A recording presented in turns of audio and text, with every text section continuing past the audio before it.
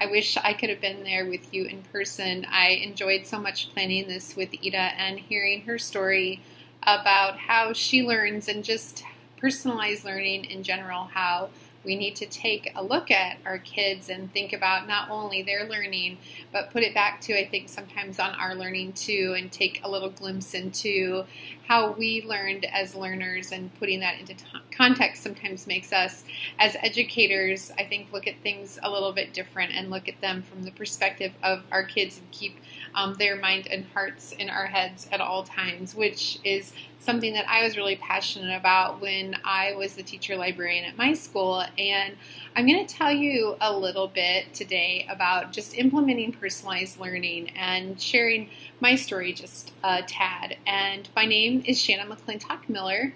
I was the district teacher librarian in Van Meter, Iowa.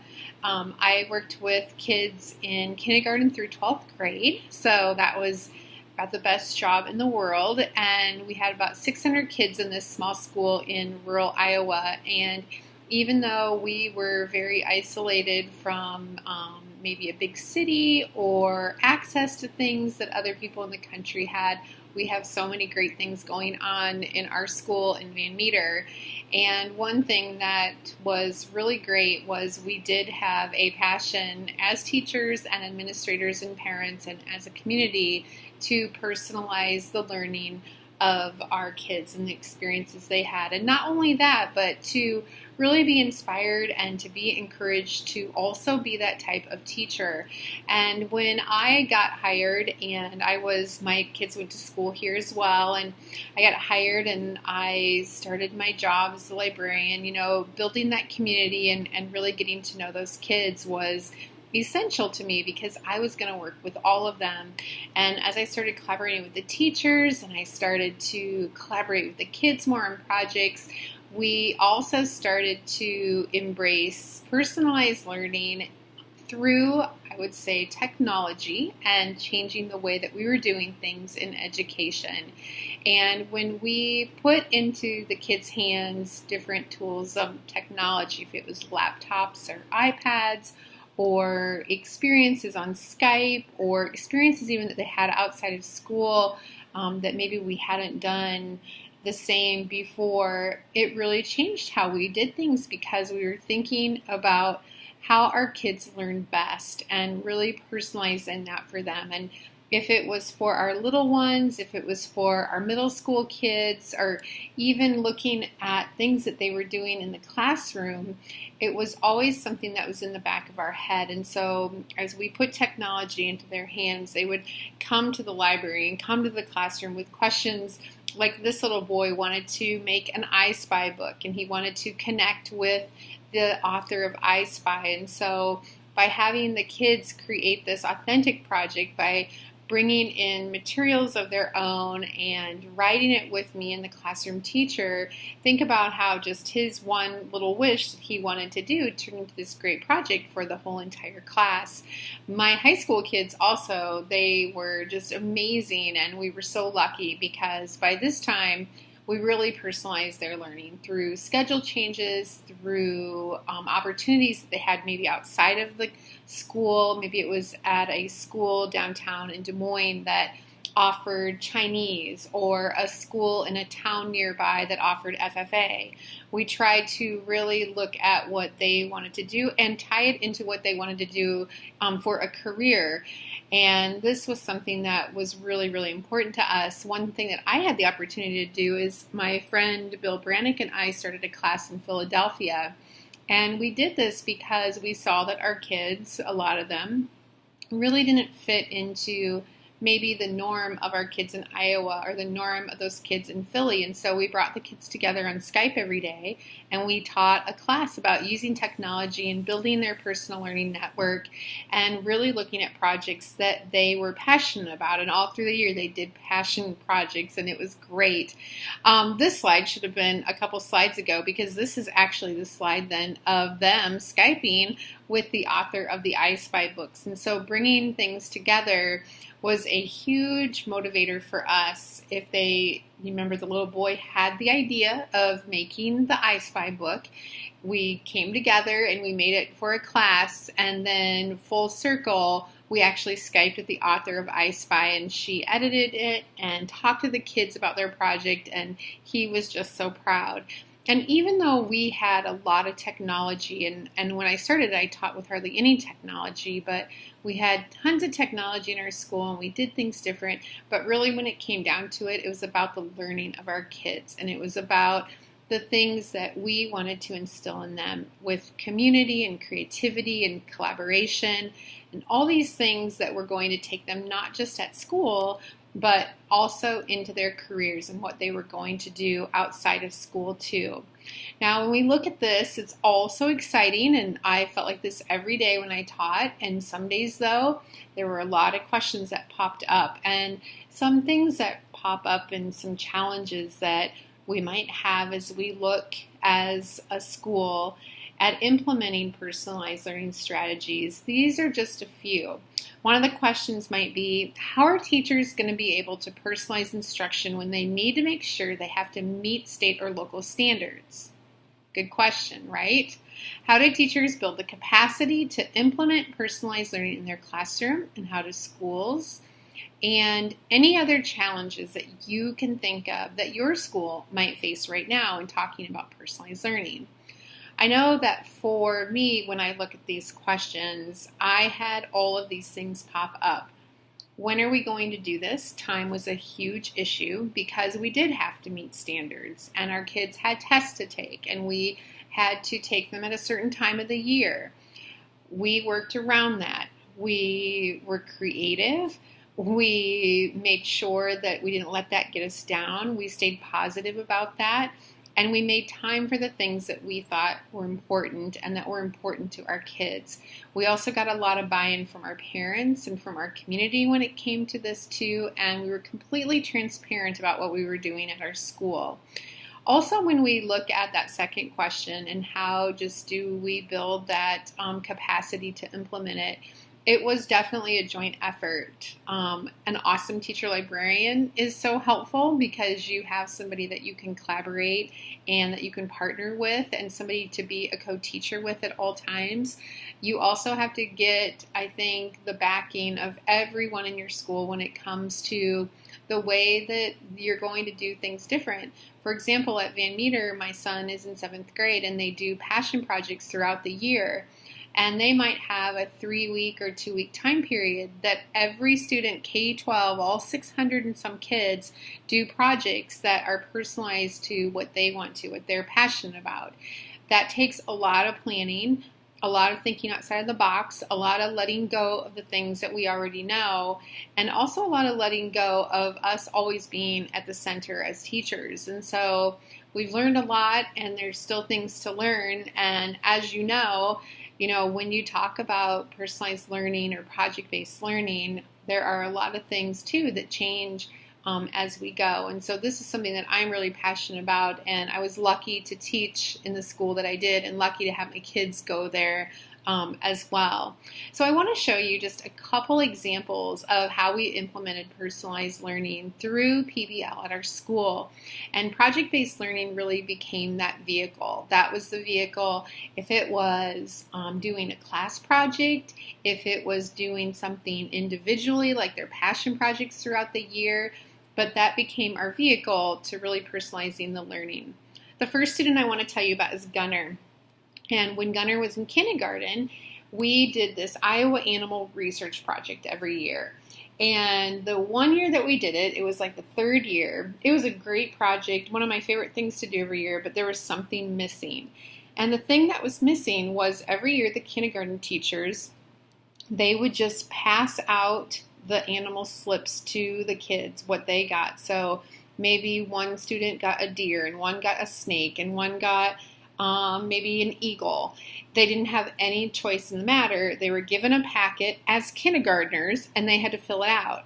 Well, I had my middle one he did this project, and basically, as we all know, parents just filled that out because they're kindergartners and they're so excited about their learning. And so on this year, we Skyped with my friend Seymour Simon, who is one of the most well-known nonfiction authors of our time. And Seymour was to talk to every one of the students about their essential questions.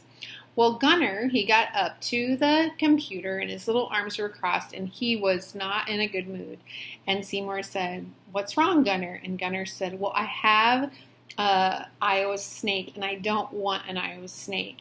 And I looked at the teacher and we were all wondering what was wrong. And he whipped around and he said, "I really want to research the woolly mammoth, but my teacher won't let me." And Seymour and I said, "Well, why not just let him? Because that's what he's excited about learning." And so the teacher said, "Oh, okay, you can go ahead and research the woolly mammoth." Well, not only did we get this huge reaction from Gunner, and he was so happy and so engaged in his learning, we also saw the other kids that they were becoming more passionate too because we let them have a choice that year on what they were going to research. And so when the kids researched for the next 2 weeks and they were so excited, and even though little Gunner doesn't look excited there, he really was. They were so excited because they didn't do packets, as you can see, and they didn't have to stay with the animal that they were given on the piece of paper. They had this open-ended exploration that just took their learning to new heights that year, and we saw them become so passionate, not only about their animal, but about learning. And the day that we had their project parade in the library and invited their parents and all the teachers, the kids were so excited. And little Gunner, he not only did one project to talk about the woolly mammoth, he did 3 projects that day. He made a timeline, and they still had the little packet, but you can see that they could cut out pictures and they could use magazines and they didn't have to fill out the whole thing. They could tell it in a different way. And they were so happy. And Gunner, he stood up that day and he was so proud to say that he researched and found out that the woolly mammoth did not walk across Iowa. But he went on and on to say everything that he had learned. And we saw that from all of our kids.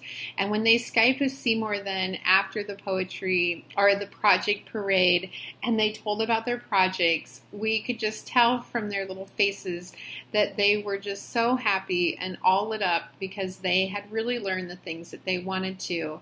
And one thing that we used, talking about Buncee today, was Buncee. The kids had a choice to use that to tell their story. And using a tool like this really personalizes their learning because they can pull in photographs that they've taken and they can add their voice and add the text or stickers that they want to.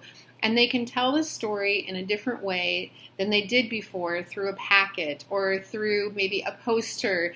And maybe the kids even choose, like Gunner did, to make a poster and to make something that's electronic like a Buncee. But the thing is that they had a choice and they were proud of it. The next one is about my son Hagen. And when Hagen was in 3rd grade, he had an idea after something happened with a rain balloon bracelet.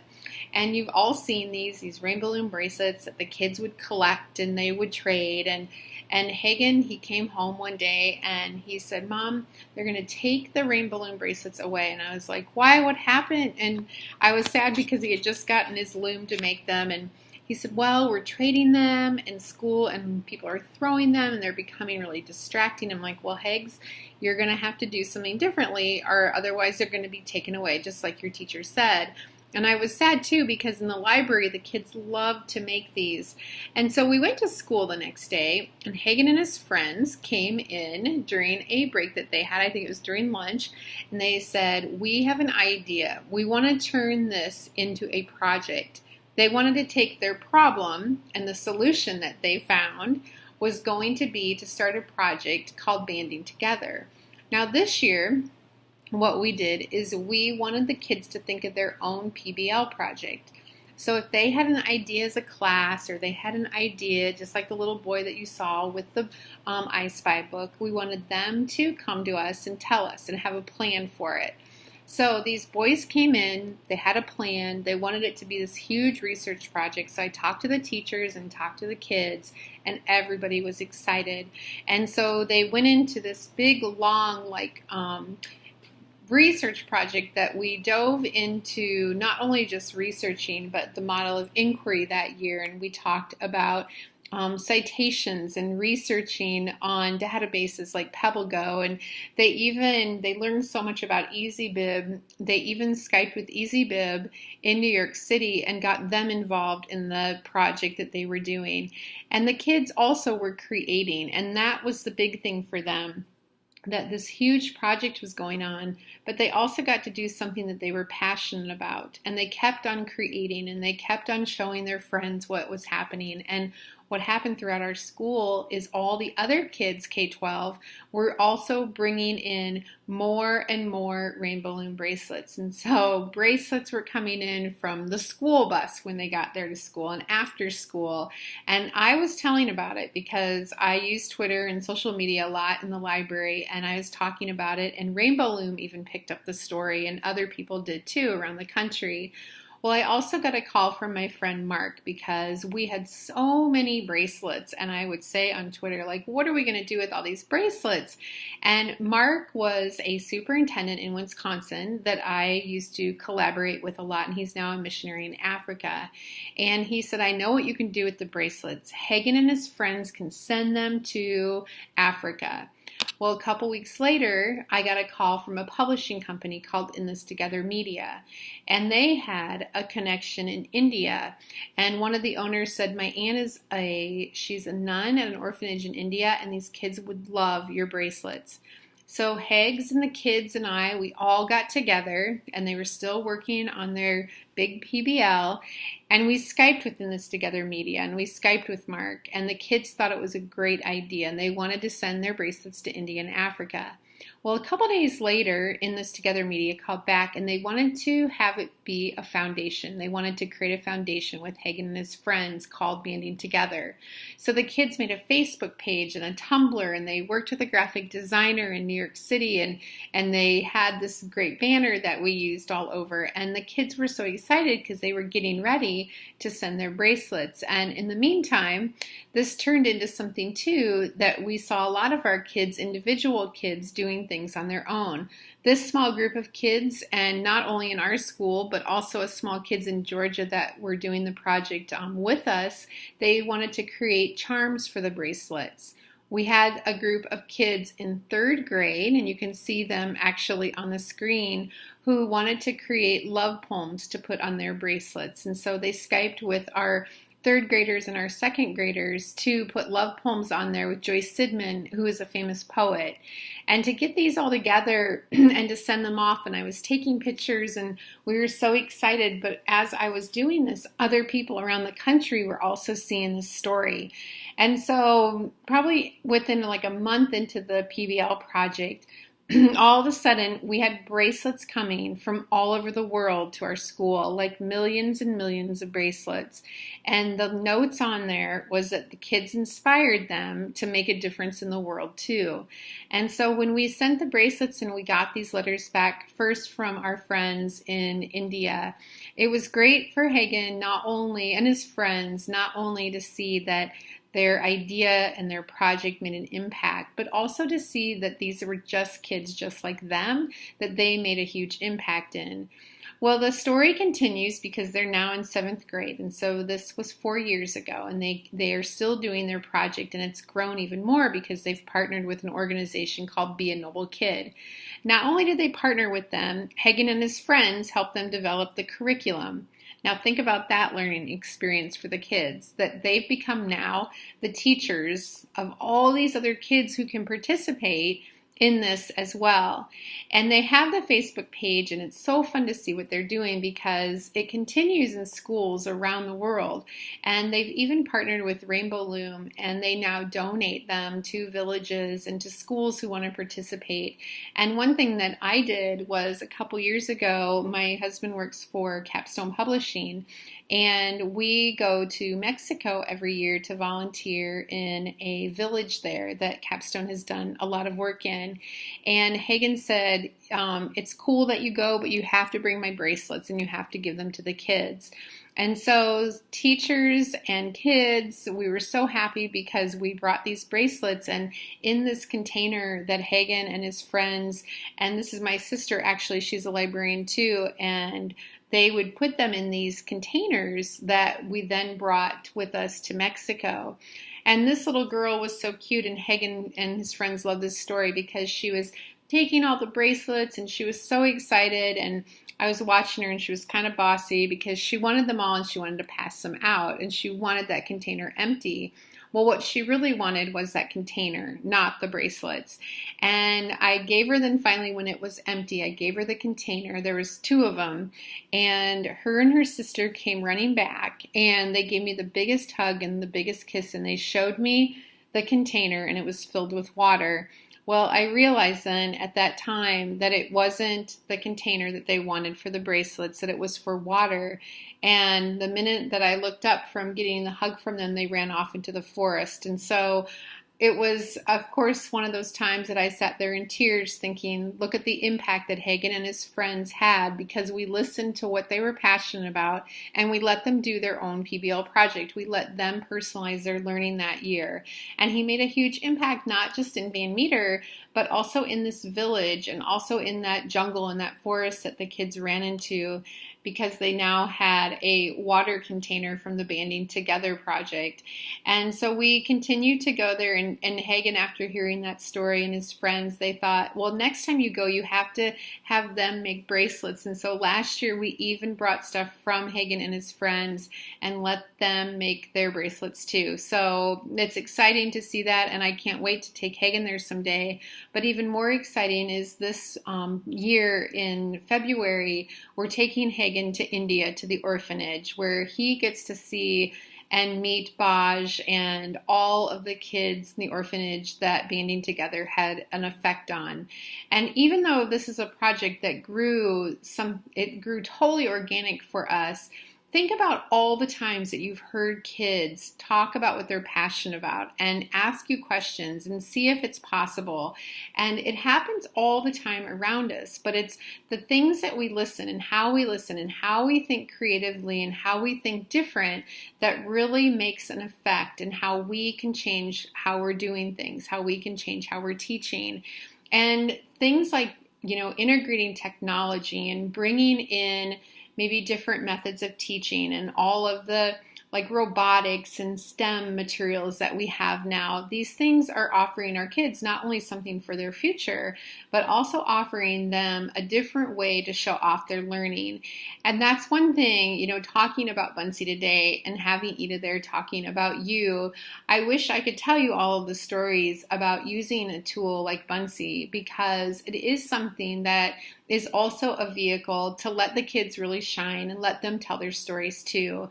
And so I hope that the story of Gunnar and the story of Hagen and all of their friends inspired you to really open your eyes and listen to the stories that the kids have and how personalized learning and PBL can make a difference for them today and for the rest of their lives. Thank you, and I hope you guys have a great rest of your day.